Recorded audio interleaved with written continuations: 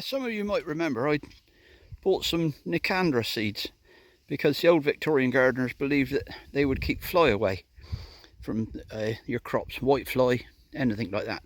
They wouldn't like it. So I planted some. They got huge, they fell over.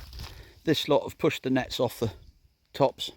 There's Romanescos in here and some cauliflowers somewhere. I did actually take the tops off of the beds down here earlier on, and as you can see there's Nicandra in amongst it. A lot of weeds because I neglected to do the weeding again this year. I keep doing this. The older I get, the more I forget. So you can see that it's well up above the structure, this Nicandra.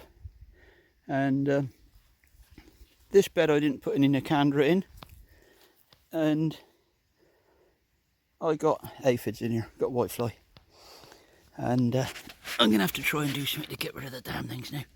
But you can see them in there crawling about. I don't know what the answer is. I might stop growing Brassicas because it's every year now without fail. I don't know whether it's climate related or what, but I haven't seen any whitefly all year until now. Cabbage whites have gone. I managed to protect the Brassicas from them, but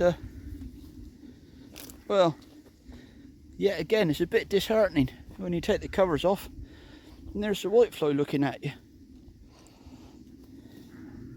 I should be able to salvage some of it. There's some red cabbage in there, fair size. I'll have them out, try and think of something to do with them. It's just all a bloody mess, isn't it? There are times when I hate gardening, and today's one of them. But then again, we ain't got no choice really, have we? We just got to keep on gardening. Catch you later.